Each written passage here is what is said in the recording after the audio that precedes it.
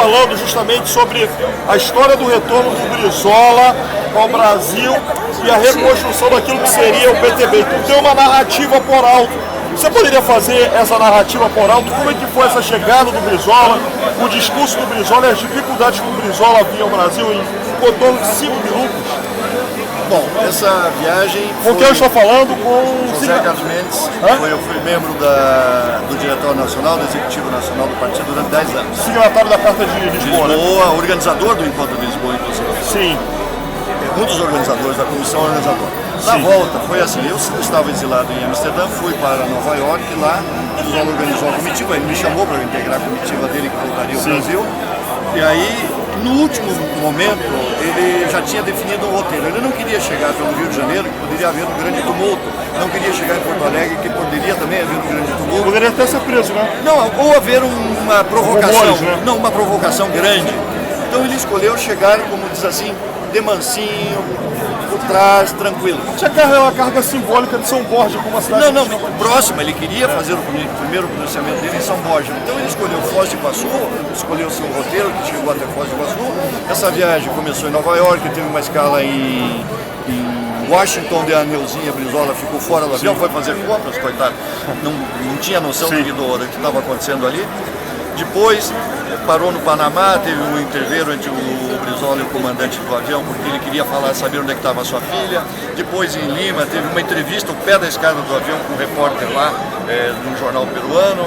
Enfim, e em de La Paz, o Contursi saiu do avião e passou mal pela altura. Sim. Bom, chegamos em Assunção, tinha 4 aviões fretados pelo João Vicente Goulart para nos trazer ao Brasil em Foz do Iguaçu. Lá em Assunção era o regime do Stroessner. Ele estava oposição paraguaia para receber o Brizola. A polícia política do Stroessner prendeu a oposição e ficaram o governo esperando o Brizola lá. Expulsou o Laino, todos aqueles membros da oposição paraguaia e ficaram representando o governo paraguaio para nos atender lá. Bom, sim. Nós estávamos com cuidado com as nossas bagagens. Eu e outro companheiro ficamos encarregados de cuidar para ver se não colocariam algum explosivo, alguma coisa na nossa bagagem. Bom, embarcamos os nossos aviões, os 4 aviões, e fomos a Foz do Iguaçu. Chegamos em Foz do Iguaçu, estávamos nós na lista de procurados impedidos. Os policiais federais viram as microfichas, não havia computador, encontraram nossos nomes lá e nós estávamos com passaportes expedidos pelos consulados lá fora. Então você tinha falado do delegado que tinha parentesco com um das pessoas... Não era um delegado, era um agente chefe do aeroporto daquele dia. E ele era o Antônio Carlos Mata Machado, primo do José Carlos Mata Machado, um mineiro assassinado pela ditadura. Sim. Olha que coincidência. Este rapaz vendo... Só, Brasília não deu uma resposta a saber o que fazemos com o Brizola e sua comitiva. Ele tomou a decisão, vou carimbar o passaporte dele e deixá-los entrar no Brasil. Era necessário no tempo real e não tinha uma tecnologia que tem hoje. Não, era Telex ainda. Aí Brasília não deu uma saída, o que aconteceu? Nós entramos, já havia um princípio de tumulto no aeroporto, porque havia uma quantidade de trabalhistas esperando lá, entre eles o Silvio Sebastiani, que estava lá, testemunhando esse momento histórico. E aí saímos, onde foi que encontramos então de volta o Brasil. Pernoitamos em Foz do Iguaçu, fomos a São Borja, onde o Brizola fez um pronunciamento que chama de Direitos Políticos e Sociais do Povo Brasileiro. Uma peça política que ele veio, inclusive, terminando no avião. Sim. Uma peça importantíssima, que deu luz à formação praticamente o programa do que viria a ser o PDT, que já também tinha uma raiz na Carta de Lisboa, o documento de Lisboa. Então, foi um acordo também com os militares lá dos trabalhistas locais que nós não pisaríamos na cidade antes das 5 da tarde, porque havia desfile militar, era 7 de setembro, e às 5 da tarde fomos ao cemitério e à noite um comício. Sim, um comício na praça, que tem um lance fantástico do que seria isso já o trabalhismo de volta na praça. Uma multidão, 20 mil pessoas, quem sabe, sei lá. Aí o Brizola falando das perseguições que o trabalhismo sofreu. Sim. Vou até dar o tom de voz do Brizola, porque aí fica mais interessante. O Brizola dizendo, o trabalhismo foi a força política mais perseguida nesse país. Caçaram nossos mandatos, prenderam e torturaram, massacraram o nosso povo, cortaram as nossas cabeças. Nesse instante, pescoço não brota. Desequilibrou o Brizola, porque foi engraçado aquilo. Todo mundo deu risada, inclusive no palanque. Aí o Brizola retomou a linha do discurso.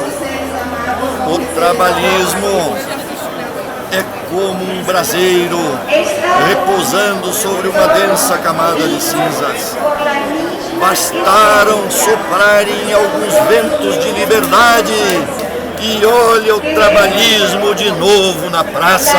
E um comício do trabalhismo que não tem um borrachito apontando para ele, não é um comício do trabalhismo.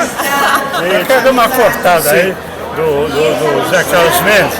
Quando ele desceu do avião em Foz do Iguaçu com o Brizola, jovem, ainda tinha aliselado, né? Chegando do Brasil, a emoção dele foi tão grande que ele veio com uma bandeira brasileira correndo pelo campo, então, e jogou-se no chão e beijou o chão do Brasil. Sim, isso aí foi uma marcante para nós. Depois nós fomos lá para o Hotel das Cataratas, à tarde, quase noite. O Brizola me chama e pede para me cuidar do Zé Carlos, que era um jovem e tal, porque ele estava preocupado com ele ficar aqui em Curitiba e no Paraná, e o Brizola ia cuidar da sua vida. E pediu que eu tomasse conta do Zé Carlos Mendes. E eu estou fazendo isso até hoje. E só para concluirmos essa filmagem, qual o significado, pelo menos na época, da vinda do Brizola para o Brasil e quais são as lições a partir da volta de Brizola para o Brasil, uma vez que ele tinha sido proscrito pelo ato institucional número 1 e foi um dos primeiros a ser proscrito? Quais são as lições que a gente pode retomar 50 anos após o golpe civil militar de 64? O Brizola é um pouco o símbolo do antigolpe.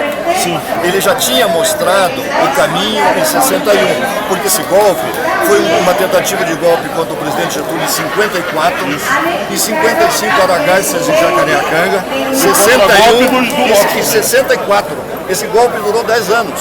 Sim. O Brizola era exatamente a antítese de tudo isso que veio acontecendo no Brasil. Ele queria o que o Brasil sempre prisou, que era uma reforma agrária, uma reforma educacional, uma reforma que desse saúde, educação e moradia para o nosso povo. Tudo isso que hoje... no estado do Rio de Janeiro. E no Rio de Janeiro, e acontecendo no Rio de Janeiro. Quem construiu mais escolas no Rio Grande do Sul foi o Brizola. Já falam de base, inclusive, que são atuais, né? Então, o que eu quero dizer? O Brizola teve um papel também na abertura democrática, com o comício memorável da Candelária, que nós unimos 1 milhão de pessoas. E eu, trabalhando com o Brizola no Rio de Janeiro, no governo dele, fui também um da comissão organizadora desse comício da Candelária, que reuniu 1 milhão de pessoas. Sim. Pedindo e exigindo direta já. Quer dizer, o papel do Brizola, como democrata, como patriota, como brasileiro, ainda está por escrever. Sim. Então é isso aí. Muito obrigado. Viva Brizola!